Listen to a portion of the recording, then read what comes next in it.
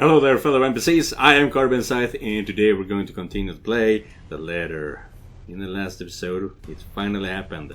The elevator scene that I've been hinting about for the 2 previous episodes. And yeah, I've failed it several times because hitting the numbers is difficult when I don't use those numbers. I use the other numbers on my keyboard. But yeah, we have now collected all the information we need from B or C, and we can now go through it to find out just about why everyone is dying, essentially. How, why, how many, and how the hell do we stop this shit? Now, let's go. Darkness blurs the edges of my vision. Black tendrils twist and coil around my limbs. Soft footballs echo from the far distance, scurrying, scampering, moving in an odd rhythm with the sharp, piercing notes of her laughter. A scream threatens to burst. My throat closes off. Ever so slowly, a chill seeps into every nerve in my body, washing away every sensation in me, apart from one. There is only fear. Once again, her laughter echoes, a sound both bitter and unforgiving. It's the last thing I hear before she reaches for me. Oh, so we're just having a nightmare. The ground trembles. The world slows to a stop. And we sleep at Isabella's place. Okay. That's nice. Morning breaks in a blurry mess of vivid shapes and colors. Although there's no feeling of terror or confusion gripping me, despite the vague images that has driven me from sleep. Awareness kicks in shortly, though slow and sluggish, as I blink away at the last remnants of unconsciousness from my eyes. The early morning light already streams from the open windows when the memory sets in, and the room finally comes into focus. Isabella's apartment. Pushing myself upright, my eyes wander, idly towards her prone form. She is hunched over the coffee table, both her arms under her head while she continues to rest. Then, to the chaos of papers and folders we left scattered over it, before sleep has claimed both of us. We're bunkered down here for the last night, after both our nerves have calmed down, mine for the most part. Staying together was an unspoken invitation. And anyway, I'm pretty sure neither of us wants to remain alone when there's that woman. Let's see, so we know she has the papers. Is this before or after Rebecca yells at us? Yells at Isabella. That's something that happened in the Rebecca scene. Rebecca chapter, I mean.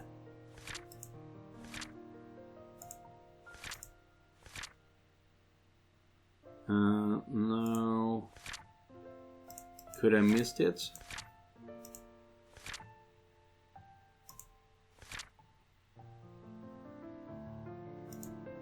No, I don't. Maybe that wasn't even a thing that happened. Yeah, not a journal thing. But yeah, we'll see. Is she still a one in the first place? One that we'd normally call a human? Can it still feel guilt? Does it understand pain? Fuck, I'd rather get charged for breaking and entering than mess with whatever that thing was any day. Not that thinking about this still matters, when all our lives are in her hands. She's dangerous. If we don't do anything about her and this curse, we'll definitely be pushing daisies soon. I can't let that happen. And soon enough, both Zack and Rebecca is gonna be pushing daisies. I dallied on this long enough. Left all my friends in harm's way after the warning they've all given me. Besides, beneath the terror and the adrenaline that keeps me running, knowing what lies ahead for Isabella makes it hard not to take action. The paper sitting on the edge of the table calls for my attention. At this, light against my hand when I reach for it. I don't know how to read that sentence. It has caught my eye the night before, but with a lot we still need to go through, I've simply ignored it. The logo emblazoned on the top of the page, however, provides the paper a whole new meaning. Not for me, but definitely for her. A scholarship grant, huh? Office of Admission and Financial Aid. Dear Ma Isabella... Ma? Miss, I guess. Isabella Grace C. Santos. I've only ever heard her talk about this once or twice, completing her degree that is. She rarely goes about it in great detail, preferring to keep it to herself. Perhaps it's the fact that she thinks she's already too old to be chasing after it. It has been 5 years after all, but I've caught enough snippets of conversation between her and Zack to know she has never given up on it. Despite how things have panned out with her father, she's one step closer to this part of her life. As silly as this may sound, coming from a friend, I'd like to give her a chance to have this. Whether this means stepping out of my comfort zone and figuring out what the deal with this curse is, I'll do so. If only to see what's the same smile on her from that time again. These days, the only moment she seems to show it is when she's asleep. Like right now, no matter how uncomfortable she appears. A smile of my own forms despite this, when I glance at her sleeping form again. She hasn't moved since. Her shoulders rising and falling in a slow, even rhythm with her breathing. You won't think she has any problems this way. If only that were true. Sighing, I place the paper back where I got it, carefully, so I won't accidentally wrinkle or damage it in any way, in some way. And finally push myself off my makeshift bed. Isabella shifts when I carry her from the floor over and over to her bed, but doesn't wake. Simply tucks herself comfortably under the covers I pull over her. Briefly though, she mumbles something to herself and draws in another deep breath. Becca, Ashton's being dumb again. She drifts back to a deeper state of sleep after, like it hasn't been interrupted by the slightest movement earlier. The small smile on her lips remain. When I find myself returning in kind. Who sleeps like a rock now? It's better this way. Better to leave her to her dreams for the moment, which I hope are better than the ones I've had. She'll have time to worry about our problems later when she wakes up. For now, this'll be another thing I don't want to take away from her. A moment of respite, no matter how fleeting. She deserves it. After everything she has been put through. What I put her through. In the meantime, I still have 2 other people I need to check with. Isabella will definitely get in a tiss if I don't check on them. Cold Luxburn air meets me upon stepping out the hallway. Not unusual in itself. This is what Luxburn's weather is supposed to be. A bit cold, damp for the most part, and more often than not, terribly dry with an occasional sprinkling of rain every few hours. The sky is still clear, but I'll give it a day or two before the weather takes a turn for the worse. I've complained about the awful rains for years, despite having lived here my entire life. I have to admit though, seeing it return to the usual feels extremely reassuring. At least, something's still normal in the world, when I can no longer think the same for the situation we're in. A nightmare. That's probably all this is. Usually I'll say, I've been through worse, but that's simply another lie I often told myself, isn't it? And I've fed myself a great deal of lies through the years, just so I won't have to think about it the next day. Maybe we won't even have this problem, if I haven't been running away and ignoring things, hiding them someplace no one will see, because I've since believed doing so is a show of weakness. The fuck do I know about ghosts, though? What does Zack? What does Rebecca? Seaman has mentioned dreaming about a woman. Whether it's the same one we've been seeing, I've yet to ask. Bottom line, he likely knows as much about this as I do. Hell, Rebecca's probably in the same boat, grasping for anything that might provide an answer, a way out of this. What can any of us do, when all of us lacks any understanding of what's happening? One thing is clear about this, however. That thing is after us because of the letter. Both Rebecca and Zack have seen it too. She will go after them as well. Yet here I am, walking up Rebecca's door, one slow step at a time. A stalling tactic to allow myself some time to put the mess in my head in a better order. how to phrase this, when there's a 90% chance she's still pissed about the whole different matter. It's the only reason we didn't check on her last night, aside from the ungodly hour Isabella and I arrived. We'll only alarm her by showing up in her home in the middle of the night, acting like babbling lunatics, and her anger can last quite a while. These days, it seems the only one she can easily forgive is Isabella, but even with her, Becca's fuming still takes hours. And the only reason, and this is something I really dislike Rebecca for, the only reason why she's forgiving Isabella is because Rebecca thinks Isabella is still a child and thinks she is superior than Isabella. I really did not like that. I mean, how the hell can you claim to be her friend if that is how you view her? Yeah, I really didn't like Rebecca for that. I run my hand through my hair and straighten out my jacket before knocking. Once, twice, and 3 times just to be sure she has heard me, even if she is asleep. She's usually awake by now, though. Hey, Becca, it's Ash. Open up. Don't tell me you're still in bed. No, she is probably at the library, dying. Seconds tick by. No answer from her, and dread has started to creep up. I've been trained to handle dire situations, but the feeling has been doing that quite frequently since last night. My mind begins to anticipate the worst, and in the next minute, concern is mixed in with my thoughts and I bang my fist on the door, louder this time. She'll definitely be livid, but I'd rather face her wrath than a dead body. Becca, it's Ash. There's something we need to talk about right away. Open up, I know you're... Your girlfriend left early this morning, pretty boy. Yeah, she's at the library. So if you could do us a bloody favor and shut up, that'd be real fucking polite. My hand passes short of landing another heavy knock. From the other unit, Rebecca's other neighbor peeks in through his door. Though I see nothing but a bundle of blankets. I'll say they need help from being devoured by their sheets, but it sounds like he's just fine. He's a huge asshole too. Course of action, so people like him won't ruin your day. Act like the nicest person on the planet. Has done me wonders when I was a rookie patrolling the streets.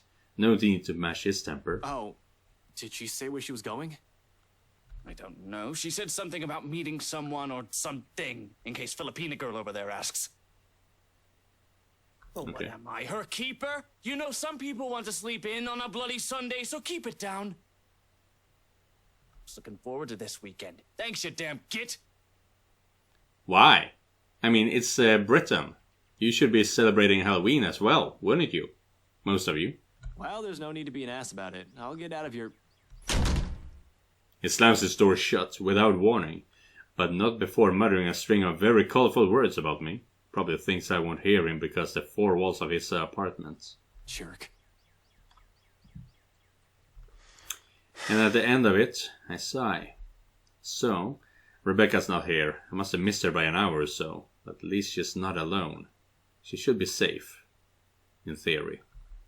More so, if the person she's meeting with is who I'm thinking. Nevertheless, I still can't help but worry. It's an easy thing, continuing down increasingly darker lines of thought.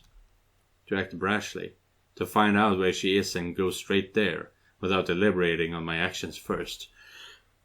Are we going to round the corner to the library and see her smack? Oh, that's so evil. A sack to boot. Rebecca's not alone, but I can't say the same for the big guy. A simple phone call to the both of them should do the trick. At least my nerves at any rate. It's better than rushing over to Sack's place and assuming Rebecca's whereabouts and finding out they're not where I guess they should be. Assuming the worst will come next, which I'd rather avoid this early. Any other reason, I won't bother them, but an emergency begs for urgency. This is one, right? Even if it isn't, anxiety from concern dulls judgment. Something I can't afford to lose at any given time, especially right now. Any means to calm it will do wonders for the muddled mess my mind is already in. Professor Clark, there we go. Who the fuck is that? That is so extremely scary. I mean, I know it's just a smiley face, But that is so scary.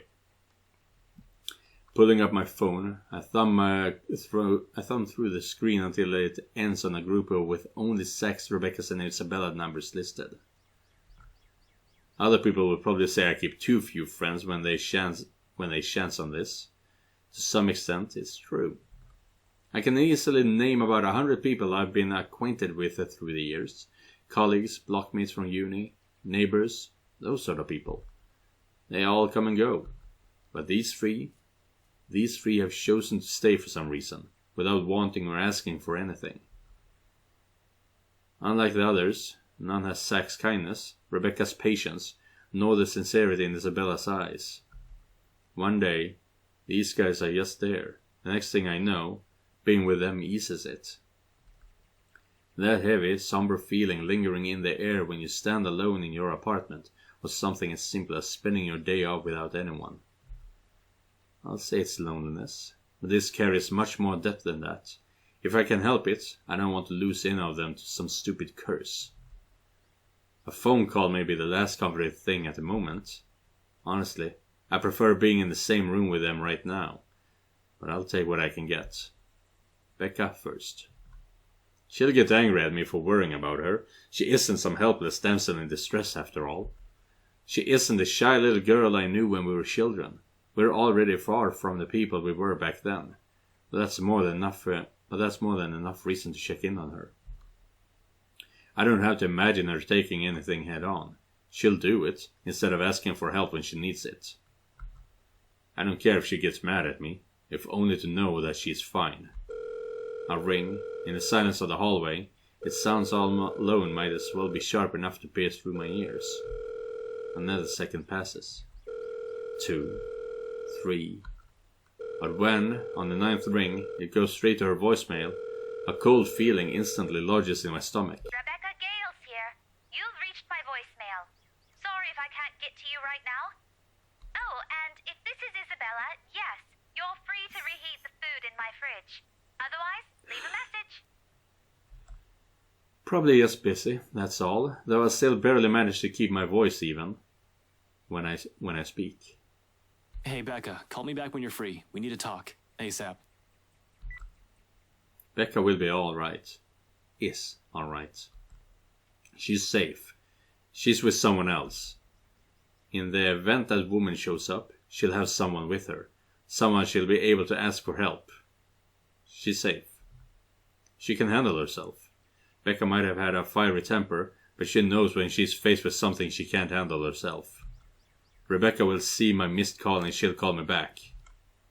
Though I don't express it enough, Rebecca is someone I consider important to me. Oh my god, you're the ugly!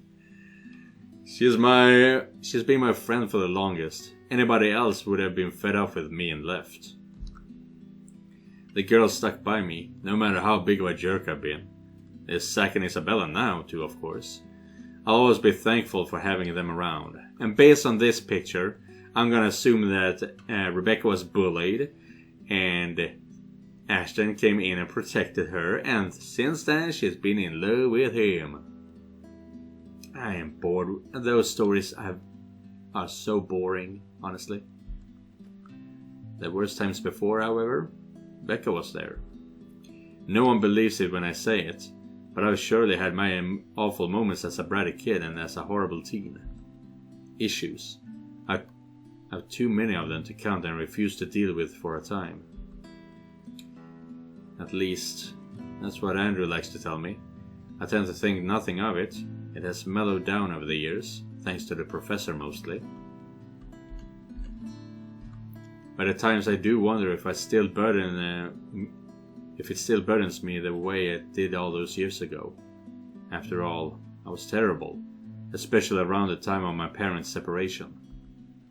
Looking back at it now, I had no reason to direct all my frustration towards everyone else. While I wasn't a kid who lashed out at anyone, preferring to keep it to myself and turning those negative feelings into more productive things, I've grown distant from a lot of people because of it. From my old friends back in my old school and the neighbors I've hung out with before moving.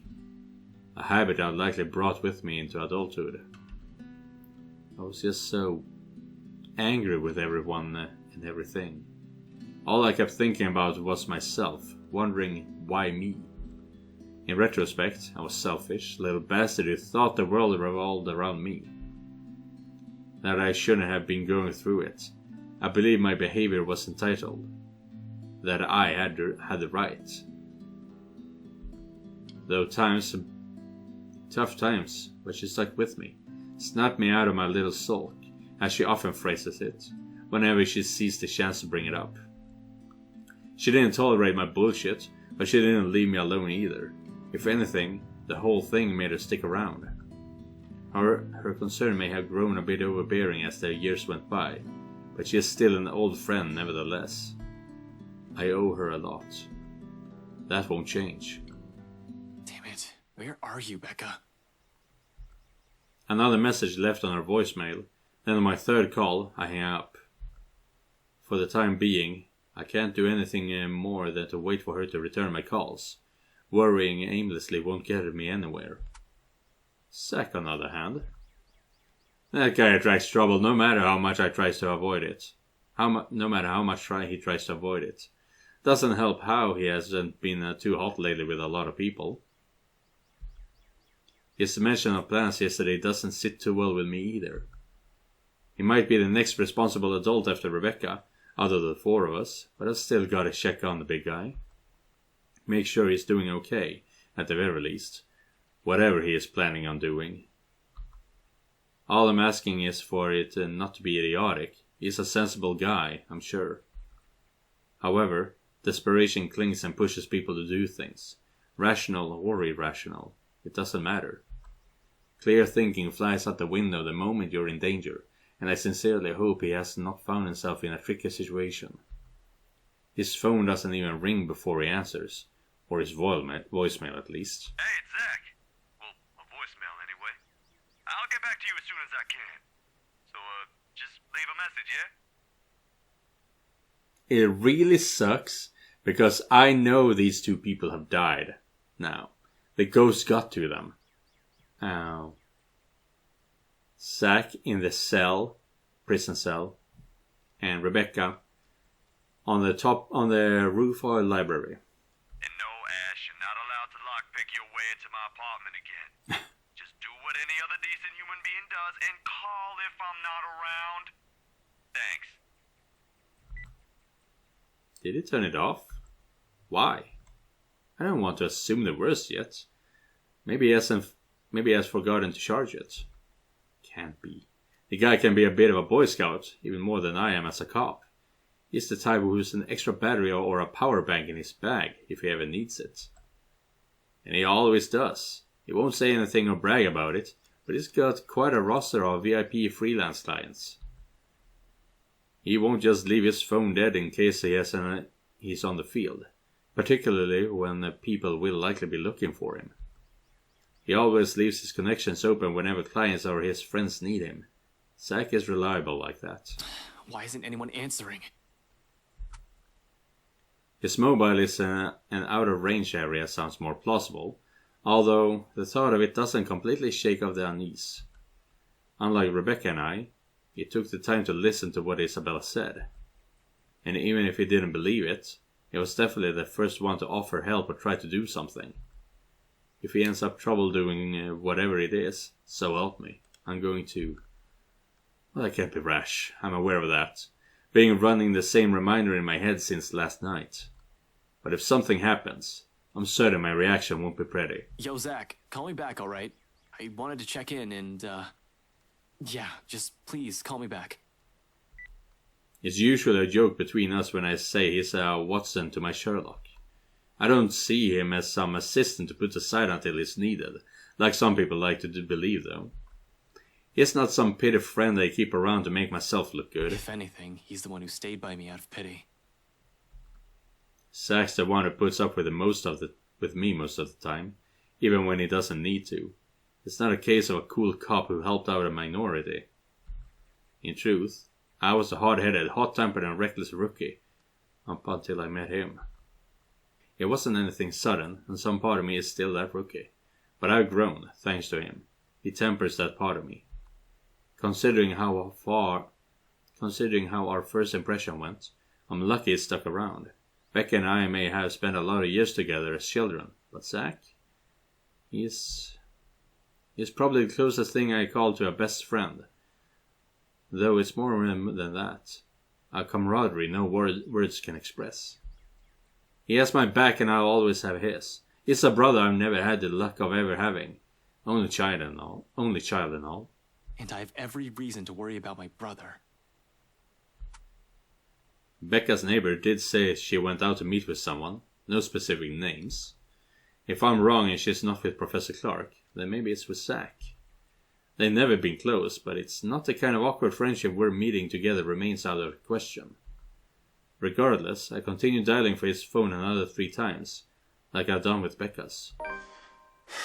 In the end, after the 3rd attempt with no one answering, I stop and cut the call with a ragged exhale. Waiting game it is then.